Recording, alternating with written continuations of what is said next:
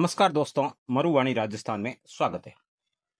यूं तो राजस्थान को 5 साल के बाद सत्ता परिवर्तित करने वाले प्रदेश के रूप में जाना जाता है, किंतु अगर हकीकत देखी जाए तो पिछले कुछ वर्षों से राजस्थान सत्ता परिवर्तन करने वाले प्रदेशों के साथ भर्ती घोटाला वाला प्रदेश भी बन चुका है। पिछले कुछ सालों में प्रदेश में सबसे अहम और प्रमुख मुद्दा भर्ती घोटाले बन चुका है। पिछले कुछ सालों में प्रत्येक भर्ती का पेपर लीक होता रहा और पेपर लीक होने के बाद पेपर लीक से अधिक राजनीति। राजनीतिक पार्टियां आपस में एक दूसरे पे आरोप प्रत्यारोप करती रही और जेल भेजने के दावे भी करती रही। हकीकत क्या हुई सबको पता ही है। तो हम यहां बात करने जा रहे हैं राजस्थान में हो रहे भर्ती घोटालों से संबंधित। भर्ती घोटाले पेपर तक सीमित ना रहकर, पेपर लीक तक सीमित ना रहकर उससे आगे भी बढ़ चुके हैं, जिसकी परत दर परत खुलती जा रही है और लोगों के सामने जब सच्चाई आ रही है तो लोग दंग रह जाते हैं। आखिर ऐसा भी होता था या हो रहा है? वर्तमान में क्या हो रहा है कोई नहीं जानता है, इसलिए हम कह रहे हैं होता था या हो रहा है, ऐसा सब कुछ चल ही रहा है। अगर भर्ती घोटाले की बात की जाए तो हाल ही में शिक्षक भर्ती जो 2018 से लेकर 2022 के बीच में हुई है, उसके लिए 121 अभ्यर्थियों को या फिर जो शिक्षा विभाग में शिक्षक पद पर कार्यरत है, ऐसे 121 अभ्यर्थियों को शिक्षक पद से बहाल करने के आदेश जारी किए हैं। और कारण बताया गया है कि इनके द्वारा जो दस्तावेज दिए गए थे वो दस्तावेज फर्जी निकले। ये बात हो रही है थर्ड ग्रेड शिक्षक की, ना कि पीटीआई की। पीटीआई के लिए अलग से आदेश जारी हुए थे, उसमें भी कई सारे पीटीआई के पास खेल से संबंधित दस्तावेज फर्जी पाए गए, जिसके कारण उन्हें भी अयोग्य माना गया और अयोग्य मानने के बाद तत्काल प्रभाव से विभाग ने बर्खास्त भी कर दिया। लेकिन अब बात आई है शिक्षक भर्ती से संबंधित, जिसमें 121 शिक्षकों के फर्जी दस्तावेज मिले, जिसमें कईयों की 10वीं और 12वीं की मार्कशीट असली नहीं थी तो कईयों का रीट का सर्टिफिकेट असली नहीं था। ऐसे में प्रश्न तो उठता है कि जब ये भर्ती हो रही थी और इसके दस्तावेज सत्यापन हो रहा था तो उस समय अधिकारी क्या कर रहे थे? दस्तावेज का सत्यापन सही क्यों नहीं हुआ? क्या कारण रहा होगा? यहाँ दस्तावेज सत्यापन के साथ साथ कुछ ऐसे भी मामले सामने आए हैं जो तो और भी हतप्रभ करने वाले हैं और समाज को किस दिशा में लेकर जा रहे हैं ये भी समझ में नहीं आ रहा है। हाल ही में 12 महिला अभ्यर्थियों के तलाक से संबंधित दस्तावेज भी फर्जी पाए गए। उन्होंने कहा कि उनका तलाक हो चुका है, लेकिन हकीकत में उनका तलाक नहीं हुआ था। ऐसे अभ्यर्थी भी सामने आए।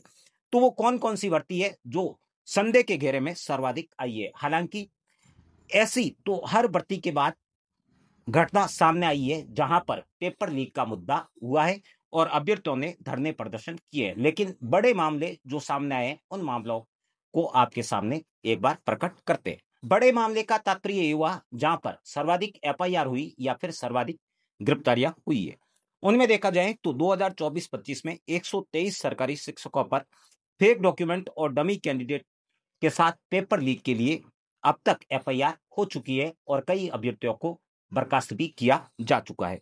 ये भर्तियां 2018 से 22 के बीच में हुई थी, जिनमें जो एफआईआर की संख्या है वो आपकी 123 है, 123। वैसे ही पीटीआई की भर्ती की बात की जाए जो 2022 में हुई थी, उसमें 202 fake degree from JS university जो उत्तर प्रदेश में यूनिवर्सिटी है, वहां से 202 अभ्यर्थियों ने फेक डिग्री लगाई थी। खेल सर्टिफिकेट कितने अभ्यर्थियों के फेक है अब तक इसकी जांच पूरी हुई नहीं है। जांच अब भी चल रही है, जारी है। लोग कह रहे हैं कि जब इसकी जांच स्पष्ट हो जाएगी और सामने आएगी तो आधी भर्ती के कैंडिडेट भर्ती से आउट हो चुके होंगे। तो कई सारे अभ्यर्थी इस बात का भी दावा कर रहे हैं कि वर्तमान सरकार इसकी सही से जांच नहीं कर रही है। सही जांच के लिए ये केस सीबीआई को देना होगा, क्योंकि सरकार ने केवल डिग्रियों की जांच की है, ना कि स्पोर्ट्स सर्टिफिकेट की। जब स्पोर्ट्स सर्टिफिकेट की जांच होगी तो कई सारे अभ्यर्थी फेक हो सकते हैं और फेक होंगे भी। गवर्नमेंट टीचर्स और पीटीआई की भर्ती के अलावा बात की जाए तो एसआई भर्ती से हर कोई परिचित ही है, जिसमें 101 से अधिक गिरफ्तारियां हो चुकी है और अभी भी कई गिरफ्तारियां बाकी है।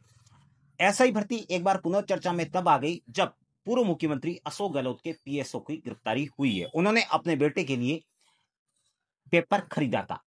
ऐसे में सवाल तो भर्तियों पर उठते ही है और उठते ही रहेंगे, क्योंकि एसआई भर्ती कि जो कोर्ट में सुनवाई चल रही थी उस टाइम विभिन्न वेबसाइट्स और समाचार पत्र दावा कर रहे थे कि एसआई भर्ती का पेपर आरपीएससी के कार्यालय से ही लीक हुआ है और आरपीसी के सदस्य बाबूलाल कटारा अब भी जेल में चल रहे हैं। इसके अलावा अपने बेटी बेटियों को पेपर देने के लिए रामू राम राय का भी जेल में है। जब आरपीसी के सदस्यों पर ही अंगुली उठने लगी तो समझो भर्ती प्रक्रिया कैसी रही होगी और भर्ती में कितनी निष्पक्षता रही होगी। हाल ही में राजस्थान रोडवेज को लेकर भी एक मामला सामने आया है, जिसमें अभ्यर्थी को ड्राइवर पद के लिए नियुक्त कर दिया गया, किंतु जांच में पाया गया कि अभ्यर्थी द्वारा जो 10वीं की मार्कशीट दी गई वो मार्कशीट फर्जी थी।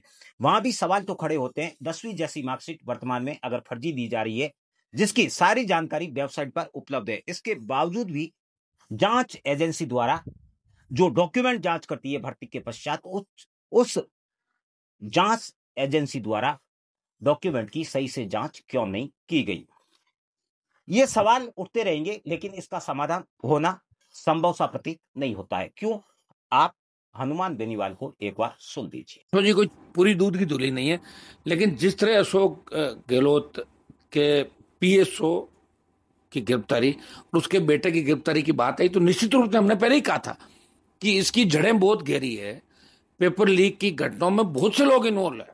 मैं नहीं कह रहा हूँ अशोक गहलोत ने खुद कोई पेपर आउट कराया या वो कराया, लेकिन अशोक गहलोत के नाक के नीचे सारा काम हो रहा था। ये व्यक्ति उस समय भी उनके साथ था, आज भी उनके साथ है, बहुत सा लगाव है। कड़ाई से पूछताछ होनी चाहिए। मैं ये कह रहा हूँ कि रीट लेवल फर्स्ट की जांच भी सीबीआई से करानी चाहिए, नहीं तो लोगों को लगेगा बीजेपी कांग्रेस एक ही है और एक दूसरे को बचाने का काम करती है। कभी किसी के नजदीकों को पकड़ लेंगे, कभी किसी को पकड़ लेंगे और वो कह देंगे हमारा इससे कोई लेना देना नहीं। तो इसकी पूरी जांच होनी चाहिए और पूरी जांच करने के लिए इस भर्ती को रद्द करके और सीबीआई को, एसआई भर्ती को सीबीआई को ट्रांसफर कर देना चाहिए, ताकि बड़े नामों को उजागर करने की हिम्मत सीबीआई रख सकती है। एसओजी इतनी हिम्मत नहीं रखती कि बड़े नामों को उजागर कर सके। हमारी प्रमुख मांग रही, हाईकोर्ट के अंदर मामला है, अभी 105 दिन से ज्यादा समय हो गया तो राष्ट्रीय लोकतांत्रिक पार्टी इस मामले को लेकर आंदोलन कर रही, धरना दे रही है जयपुर शहीद स्मारक पे। आज भी हमारा धरना चल रहा है।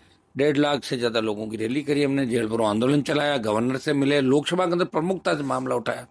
ऑल पार्टी मीटिंग के अंदर बीजेपी के नेताओं को ये कहलवाया और उनसे कमिटमेंट लिया कि हम इसकी चर्चा करने को तैयार, कि पेपर लीक की घटनाएं यूपी, बिहार, बंगाल से लेकर जो राजस्थान में हो रही है, इन पर रोकथाम कैसे हो। कोई भी लड़का मेहनत करके अपना जीवन सफल बनाना चाहता है, माँ बाप बड़ा मेहनत करके बच्चे को पढ़ाते हैं, दुर्भाग्य से लोग पेपर लीक कर देते हैं, पेपर आउट करा देते हैं, वो अंदर ही अंदर कहाँ तक जाता है, उसकी जड़ें कितनी गहरी है। आप बताइए, पूर्व मुख्यमंत्री का पीएस और उसका बेटा ही अगर पकड़ा गया तो अब अगला नंबर किसका, हिसाब अंदाज लगा सकते हो। इसमें अशोक गहलोत को आगे कोई बयान देना चाहिए। मैं मांग करता हूँ, अशोक गहलोत को ट्वीट करने का बहुत शौक है, तो इस मामले में वो सच्चाई खुद उजागर करें कि यहाँ तक आंच कैसे आई। हनुमान बेनीवाल का कहना एकदम सही है, क्योंकि सारी भर्ती प्रक्रिया सही तरीके से नहीं हुई है। भर्ती प्रक्रिया में कई प्रकार के दोष है। भर्ती परीक्षा में जब जो संगठन या जो संस्थान परीक्षा करा रहा है उसी संस्थान द्वारा पेपर लीक किया जा रहा है, तो फिर वो सही और निष्पक्ष कैसे हो सकती है, यह सबसे बड़ा सवाल है। ऐसा ही भर्ती प्रक्रिया लंबे समय से कोर्ट में विचाराधीन है और कई सारे लोग मानते हैं कि कोर्ट द्वारा निरस्त कर दी जाएगी। हम भी मान लेते हैं एक बार की कोर्ट द्वारा निरस्त कर ली जाएगी, लेकिन क्या ये उचित होगा? अगर ये उचित है तो फिर चुनाव पूर्व जो वर्तमान सत्ताधारी बीजेपी है वो चुनाव पूर्व ये दावे क्यों कर रही थी कि अगर हम सत्ता में आए तो इस भर्ती प्रक्रिया को निरस्त कर देंगे? जब वो सत्ता में आई तो उसने कहा कि ये कोर्ट में ही चलेगी और कोर्ट का आदेश ही अंतिम होगा। तो क्या फिर चुनाव के समय जो विभिन्न राजनीतिक दलों द्वारा मुद्दे बनाए जाते हैं और जो मुद्दे लोगों के सामने लाए जाते हैं, क्या वो मूर्ख बनाने के लिए लाए जाते हैं या वोट खींचने के लिए लिए जाते हैं? इसको लेकर भी लोग कंफ्यूजन की स्थिति में है। और लोग ये भी कह रहे हैं कि अगर आपको कोर्ट से ही निरस्त करवानी है तो फिर सरकार का क्या काम है? भर्ती प्रक्रिया को सरकार द्वारा ही निरस्त करवा देना अच्छा होता, ना कि कोर्ट में खींचना। कोर्ट में खींचना भी कई सारे लोगों को अच्छा नहीं लग रहा है, क्योंकि उसका कारण यह है कि 2012 में जब जय नारायण व्यास विश्वविद्यालय में शिक्षक भर्ती घोटाला हुआ तो वो घोटाला आज भी 13 साल बाद भी कोर्ट में विचाराधीन है, किंतु उसका निर्णय नहीं आया है। ऐसे में जय नारायण व्यास विश्वविद्यालय की फर्जी शिक्षक भर्ती घोटाले के कई शिक्षक अब तक रिटायर भी हो चुके हैं। ऐसा कहीं इन भर्तियों में भी ना हो जाए। कोर्ट अपना फैसला दे ना उससे पहले एसआई भर्ती के अभ्यर्थी रिटायर होके घर ना चले जाए, ये तो सवाल खड़े होते ही है। क्योंकि हमारे कोर्ट में फैसले लेने में कितना समय लगता है इसको तो हर कोई जानता ही है। जब कोर्ट द्वारा इतने लंबे समय में ऐसे फैसले लिए जाते हैं, तब तक देश की प्रशासन व्यवस्था ऐसे फर्जी लोगों के हाथ में रहती है, तो फिर प्रदेश का क्या हश्र होगा और प्रदेश का क्या होगा। और यही फर्जी लोग भविष्य में इस देश की दिशा तय करेंगे, तो उस समय भर्तियों का क्या हश्र होगा, इसकी कल्पना करने से ही